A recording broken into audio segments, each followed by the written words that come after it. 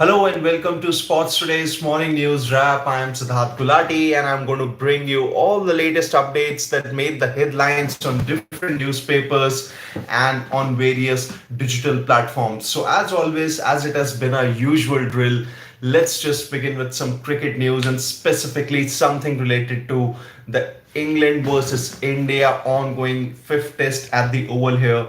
A thrilling finish is on the cards. Well, day four, it completely belonged to England.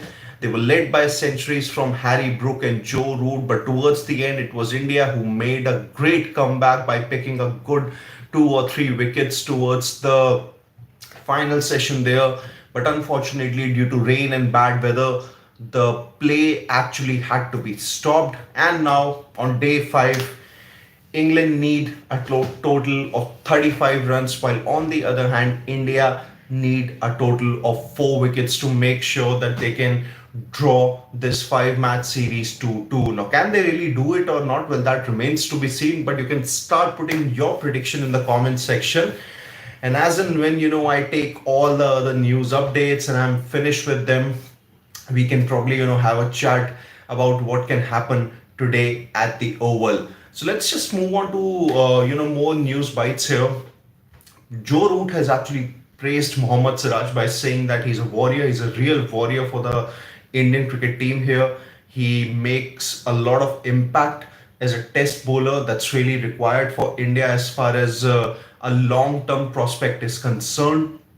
He is literally the one who can set a great example for the youngsters as to how they should be increasing their workload when they are at a very young age. And he's actually the one who is a great example for the youngsters. So Joe Root, full of praise for Siraj. He always likes facing against him, and that's the words that he has used for him, that Siraj is indeed a real warrior for the Indian cricket team. Saurav Kumar is saying, I think it's India's game to lose with tailenders now. Saurav, a counter question here. Do you really think that this England's tail is is as bad as India's? That's the only question that I'll ask you.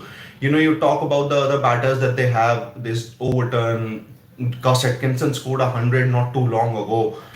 What do you really make of this England tailenders?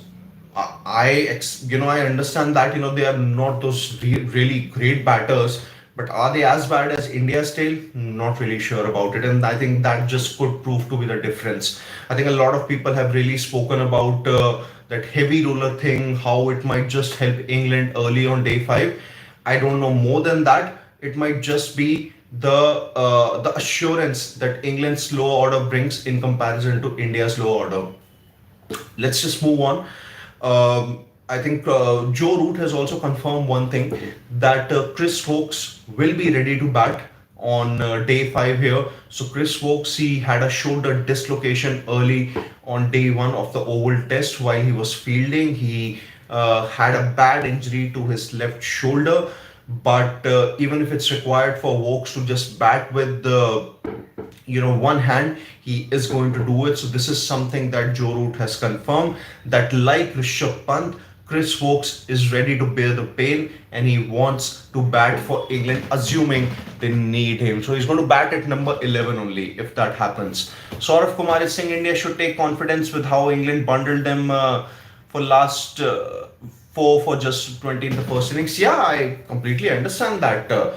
But sort of, I think India have a problem there. India have a perennial problem of getting, of not really getting rid of opposition's tail quickly, and at the very same time getting their tail out very cheaply, like getting their own tail out very cheaply. That's one of the biggest problems that the Indian cricket team has, that their own tail does not perform well, and their bowlers find it difficult to get rid of the tail of the opposition. So, and that's been there for years. So I'm not really, I don't have anything against India. You can just go back, check the past records, history. India have a perennial problem of, getting rid of the tail of the opposition. So I don't know what really would happen, but I really do hope that India, pull off a miraculous win here. Shori Hola is asking, is India winning? Well, I yesterday, I had given about 33% chance to India to win. It's 65 England. So let's see what happens. If not for Akashdeep 66, India would be in tatters now.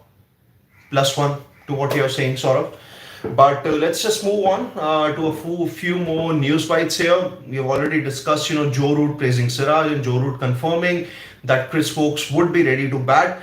On the other hand, Pakistan, they have won the T20I series against West Indies. They won the third T20I to win the series 2-1. Pakistan had won the series opener, could not really do well in the second T20I. West Indies pulled off a last over thriller there. But on the other hand, in the third T20I, Pakistan scored about 190 odd. In response, West Indies could not surpass that total, and they managed about 176, 177 odd there. So that's the thing with the Pakistan versus West Indies T20I series. West Indies' losing streak has continued. The earlier loss to West Indies, to Australia, 5-0 in T20Is and 3-0 in Test series. So it's not really been a great time for West Indies here. They have continued their losing streak.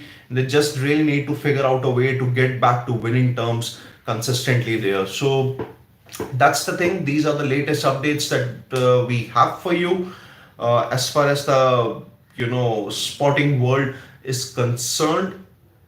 There's going to be much more also, as the day progresses. We have a start at 3:30. Something about the weather update also. Well, not really threatening. To be honest, the first session looks absolutely fine, and that is the only thing that's required for this match to end.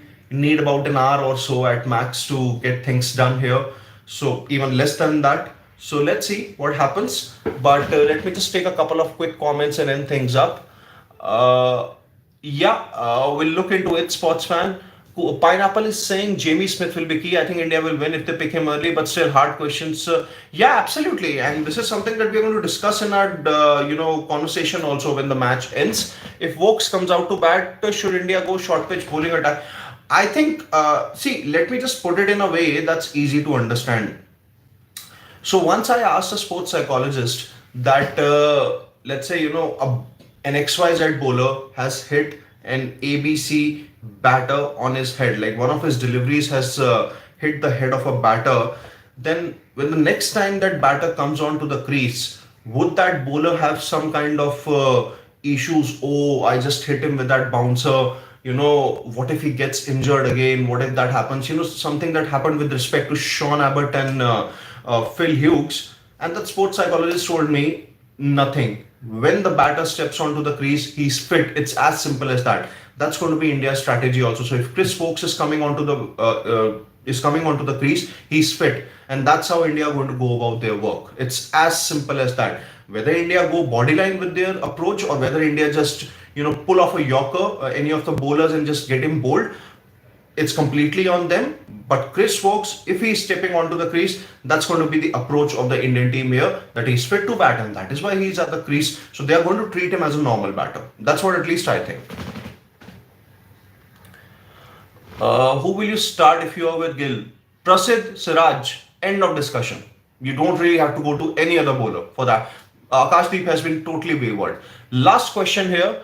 Saurav Kumar Bethel did not really look the hype, but I think he's still very young, has a bright future ahead. Let's see, what happens.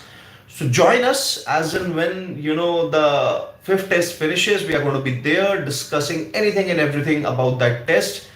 It's going to be a long discussion, but until then, it's Siddharth Gulati saying goodbye. Hope you enjoyed the morning update, and see you soon.